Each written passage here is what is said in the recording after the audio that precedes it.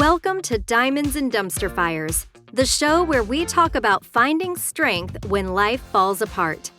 I'm your host, Melly, and around here, resilience isn't perfection. It's falling flat, getting back up, and maybe laughing about it later. From breakups to breakthroughs, we mix faith, neuroscience, and a little sass to help you rebuild a life that actually feels like yours. Are you ready? Let's go. Hello, everyone, and welcome back to another episode of Diamonds and Dumpster Fires. Today, we are opening up a conversation that so many high-performing people silently live through but almost never talk about out loud. My guest today is Lisa Skeffington, and she knows this world deeply. She's a multi-award-winning psychotherapist, an executive coach, and a self-esteem expert who has spent more than 25 years helping high-achieving women in leadership, business, and even the celebrity world navigate anxiety, burnout, and hidden trauma.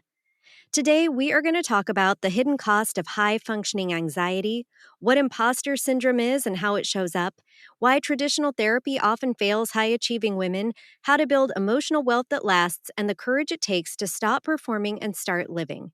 Lisa, welcome to Diamonds and Dumpster Fires. Hello, Maylee, and thank you so much for having me here. You know, I love the title, Diamonds and Dumpster Fires, because that's life, isn't it? Yes, especially definitely. for high achievers.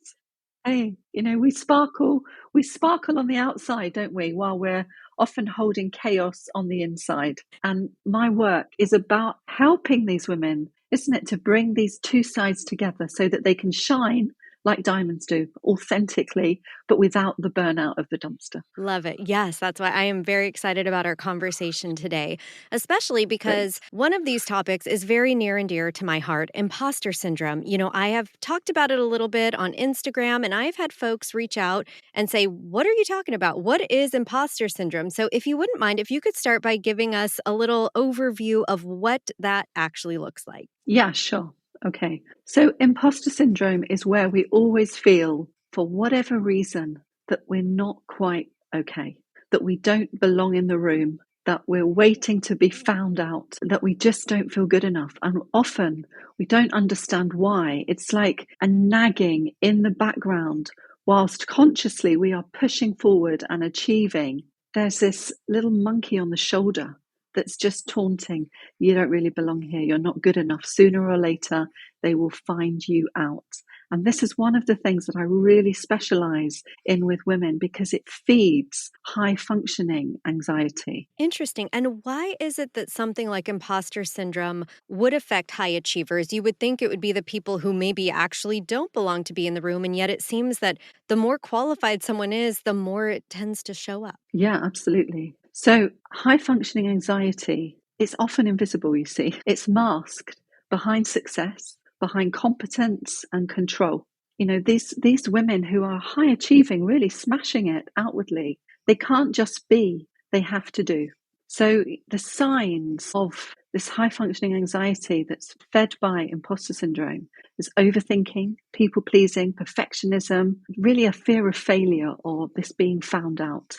Interesting. And for these women, as you mentioned, the high-performing anxiety, how does that show up in just daily life? Not necessarily in career, but is there a way someone who's thinking, I wonder if I'm dealing with this, could maybe assess it in their own life? Yeah.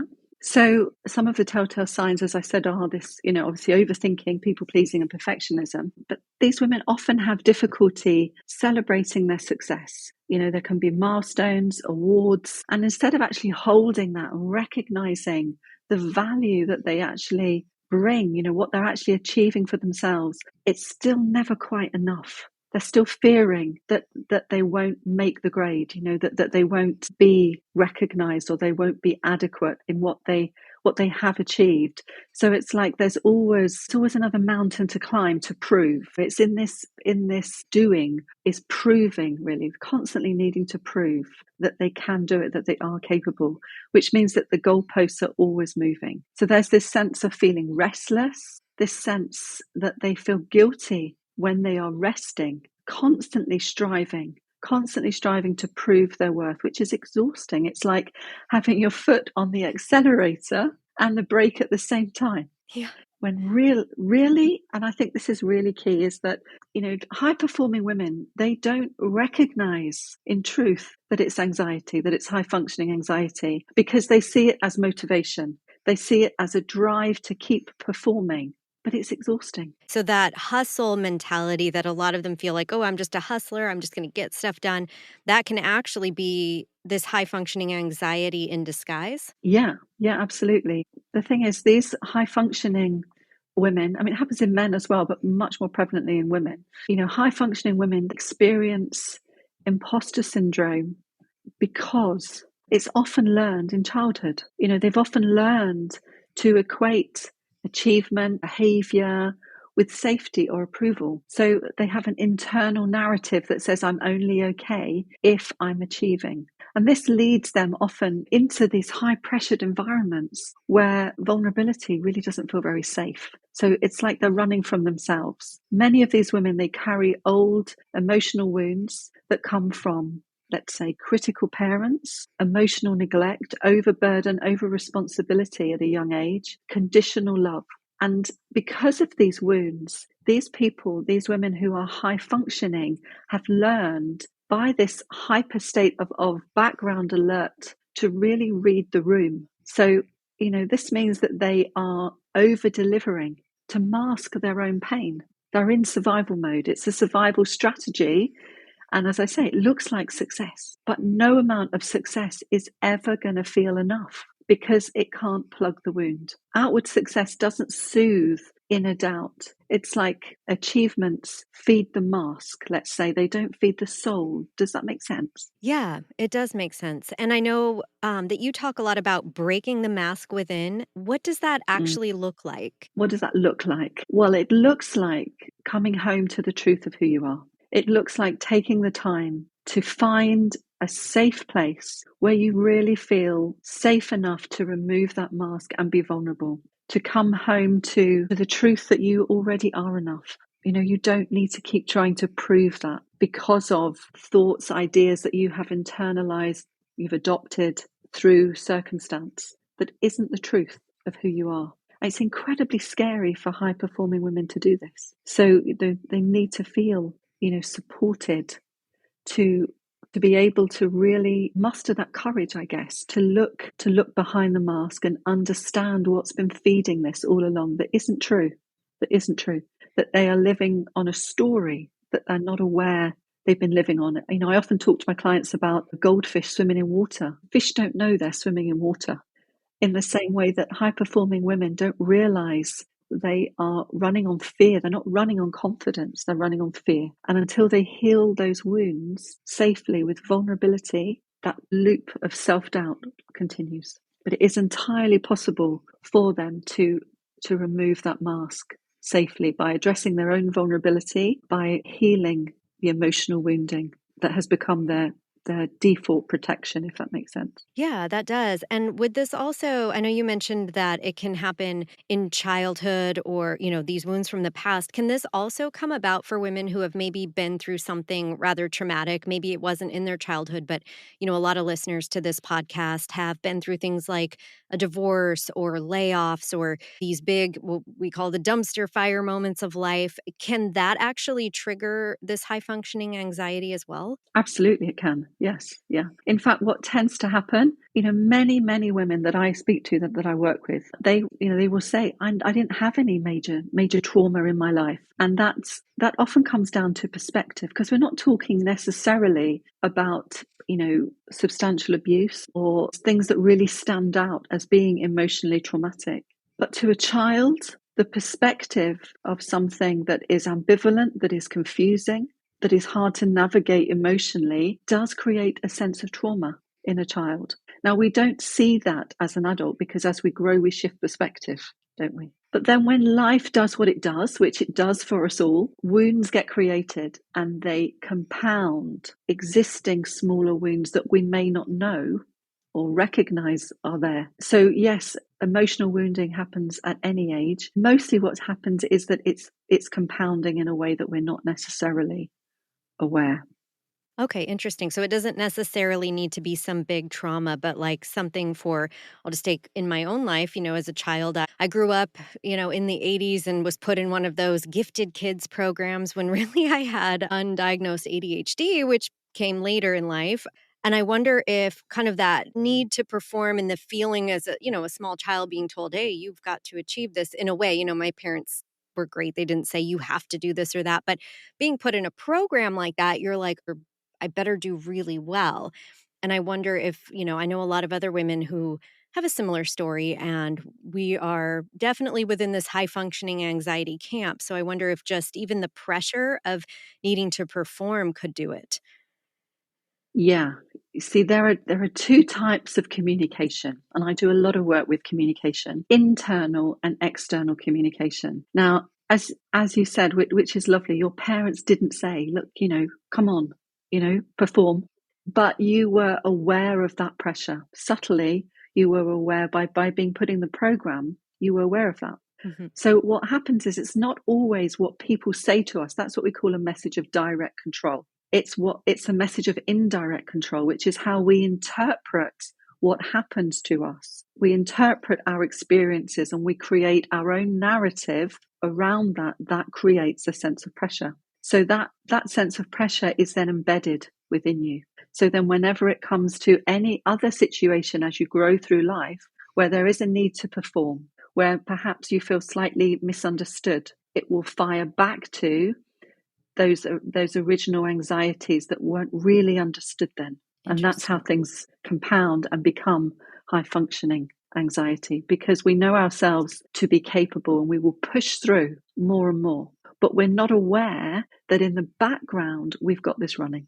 We're not aware that we are running on this fear, on this need for approval. Very interesting. Now, for the woman listening to this who's like, yeah, that's probably me, but I've got so much on my plate. I am still going to just push through and do everything the way I've been doing it. What is the warning or the lesson? Like, what is going to potentially happen if she doesn't address this now? Yeah, absolutely. So this overdoing, overgiving, overpleasing, overthinking, it's all chipping away at the nervous system. It's out of balance and it's firing adrenaline, cortisol more than it needs to be. So this is a real strain on the physiology of the body as well as a mental strain. And this is what then eventually leads to burnout, because there's only so much that the nervous system can take. So let me just, for a moment, if I may, explain, perhaps it might be useful for your listeners to explain the different signs to look for if you suspect that you might be approaching burnout. Yes. The signs that they can look out for to maybe steer themselves away before they get to that point. Hey, okay, so physically, they may experience disrupted sleep, either getting off to sleep or waking up in the night and can't get back to sleep. And that tends to be because we push stuff down in the day in order to function. And when we go to sleep, the conscious mind sets aside, and the subconscious, where everything's been pushed down, that kicks in with our autonomic functioning, cellular regeneration, everything that's helping us to process and heal and keep moving forward in our life. Well, that filtering then throws up anxieties. And that's often why we'll have, dreams, nightmares sometimes. And sometimes it can just wake us up feeling anxious or having a sense of vague dread and not really understanding why. We might have headaches, fatigue, panic, general tension in the body. Often, if someone goes for a massage and there's that background stress that we've been trying to ignore, it's very quickly found in the neck and shoulder area, isn't it? Yeah. So I'd also say on the emotional side of things, and this can really affect relationships, with your other half, with your children especially. You can become irritable. You may become tearful. There can also be this kind of sense of emotional numbness where you just feel less connected. You lose the joy, the fun in your life. It suddenly just slips away without you realizing that you've actually disassociated yourself from that. Mentally, cognitively, you may find that you have difficulty concentrating. You may walk into a room and forget why you're there. Another telltale sign that you may be driving and suddenly forget where you're going. Silly little snips of forgetfulness. They're telling you that your mind is too busy. Your mind is busy in the background. And of course, there's a little bit of cynicism as well. It can bring in a negative frame where we just feel powerless, overburdened, again, running in the background. All this is going on. We're not necessarily aware of it because we're so busy in this overthinking, overdoing, overgiving, people-pleasing way of operating to try to prove that we are enough. Behaviorally, you may find that you start to withdraw, or you maybe start procrastinating. So you think, yeah, okay, I'll do that tomorrow. Do I want to do that now? I'm not really up to that today. It's too much. I'll look at that next week. Where we just keep delaying stuff. We're doing that because we're feeling overloaded. There's a reliance on external coping mechanisms. So if you find yourself eating a bit more comfort food, reaching for that extra glass of wine, even scrolling for your next dopamine hit on social media, again, they're signs that you're trying to artificially rebalance yourself, but it's not working. Often a little whisper is there before it becomes a roar, a roar that grabs your attention. It's a little whisper that's saying, I can't keep up with this. How am I going to get through today? How am I going to get through this week? My clients often talk about keeping the train on the tracks for another day, or keeping all the plates spinning in the air. And the irony is, this burnout, it doesn't come from doing too much. It comes from doing too much of what doesn't nourish you. That's the difference. We can be very busy if we're nourishing ourselves. But if we're not, then we are disconnected, overperforming, and overgiving. And as we lose ourselves, your nervous system eventually says, whoa, enough. Interesting. And I want to go back to that. So it's not necessarily that we're doing too much, it's that we're doing too much of what doesn't nourish us. That's really interesting because a lot of times, and I've noticed this in my own life, like I might be incredibly busy and working kind of at my capacity, but I feel energized by it because it's all stuff I love and it's in my like zone of genius and I'm like in it and it's feeling good. And then other times I might even have less on my plate, but it's just overwhelming and it's still busy, but it's just like, maybe it's stuff that, like you said, doesn't nourish it. So how can somebody, who maybe is in a career where they don't necessarily have the option of doing more work that nourishes them, they have to keep the plate spinning in order to keep the paycheck coming. Like what can they do in those moments to start to heal this? So I would say pay attention wherever you can to what lights you up. There are things, as you said, you can be doing stuff and you feel great doing it. It's energizing. And then there can be other stuff that we do where we're not as busy, but there's a sense of draining us. And it's the same with who we allow in our life as well. If people are draining you in your life, take measures with some self-love to distance yourself a little from those people. Do an inventory of what lights you up and what drains you, and give yourself permission to play around with that balance so that you are doing stuff that lights you up. Now, a key to this, obviously what I'm saying here is awareness, isn't it? Mm-hmm. If we want to overcome the prospect of burnout and live an unstoppable life, we have to first become aware. We have to acknowledge that. And that's hard, to accept that we're running on empty, that we're getting in our own way. So the first shift is really to think about the doing, the proving. Where are you overdoing that? And think about just being, just taking that time, creating windows of time for you in your day to do what you love, to do simple things, to switch your mind off. Self-worth is not dependent on performance. And yet so much of the time we live in a story where we believe it is. So it's really important, in a self-loving way, to learn emotional regulation, to do some grounding exercises, really tune into and understand your breath. Use your breath to really empower you. It's such an underused resource, the breath. It's a breath of life. It really is. And look at, how you can feel safe in your life. Where are you not feeling safe to tell the truth about you, to tell the truth about who you are? And how can you get yourself into situations where you can feel safer to do that? Now, a key way, a vital way, above all else, I firmly believe through my years of supporting high achieving women, is to heal those emotional wounds, to use really, really strong psychodynamic, strategic therapy and mentoring so that you understand in a safe way the root of these patterns, so that you understand why you keep needing to push so hard to be enough. This is the awareness, the real understanding. And within this, as you gain that awareness, that understanding, to begin to relearn your communication, how you communicate, how you ask for your needs to be met, how you set boundaries without guilt. When you're caught up in that human doing, proving place where you're not being, you've abandoned yourself, you've forgotten what your needs are, maybe you don't even know them. That happens a lot. Your boundaries are blurred. And all of this is draining you. It's not lighting you up. It's detaching you from the truth of who you are. So healing really happens when you feel safe enough to stop performing and start being real.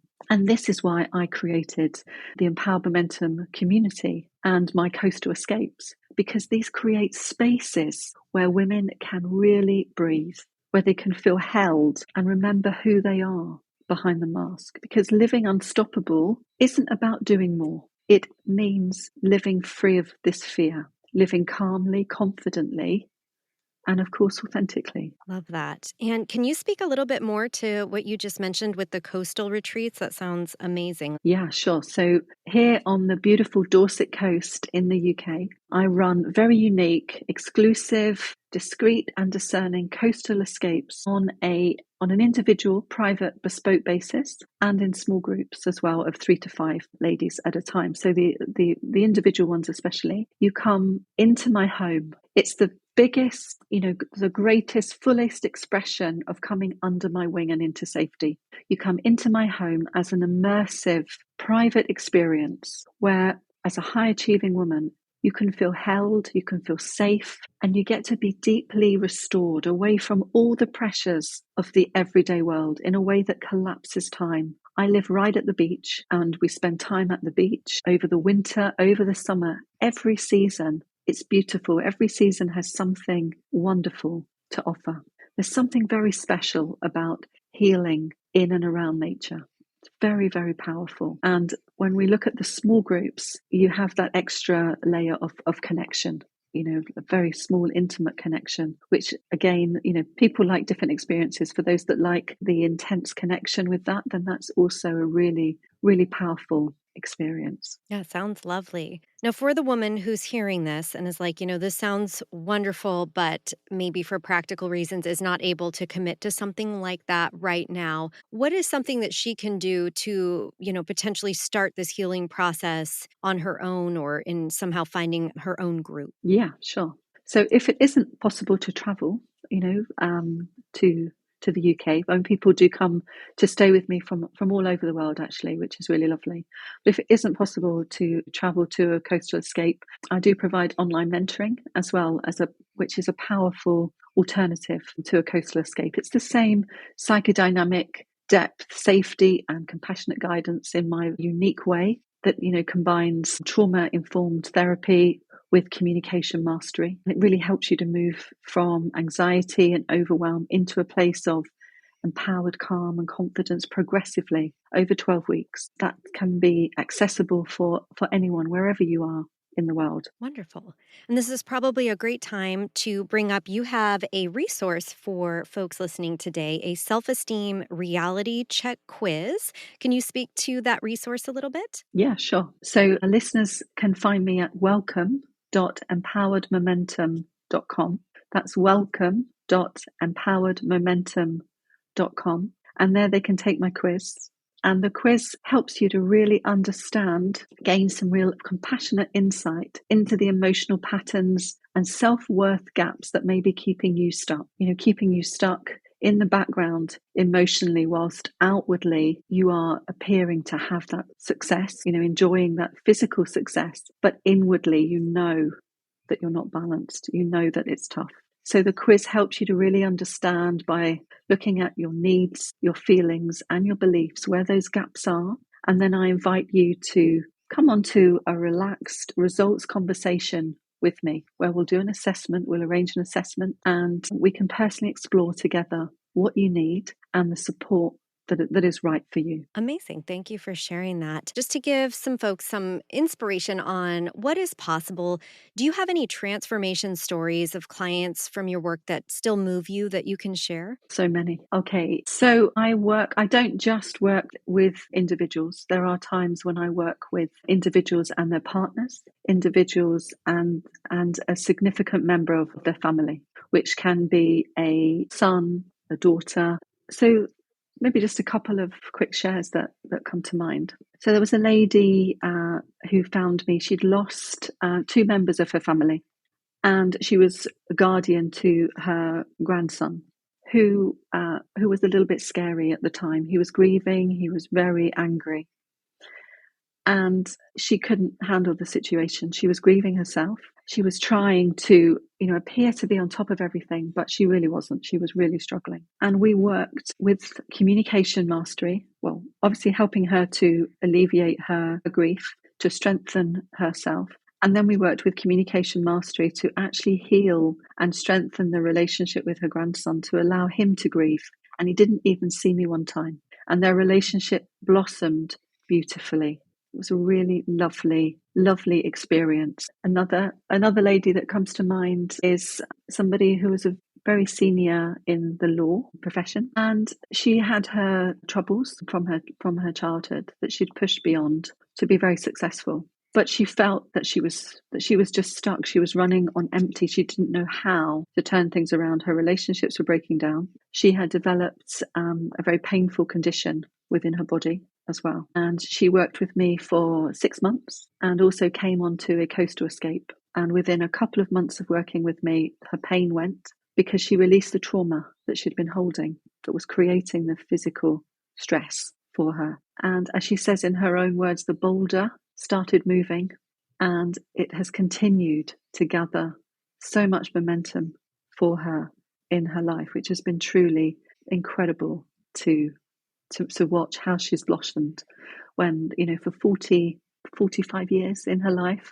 she had felt very stuck, very much in the shadow of who she could be. So, when we allow ourselves that opportunity to be courageous, to be brave enough to question who we really are and to explore that safely, the way that we can build our confidence, build our self-esteem, and achieve great things in our life is just wonderful to be able to be a part of, to help facilitate that. Amazing. Now, if you could speak directly to the woman listening right now who feels exhausted, she's heard this, but she still has that belief that, you know what, I should be able to handle all of this. What would you want her to hear? Okay, I would want her to hear that it's okay to lean into your well-being without losing drive and passion.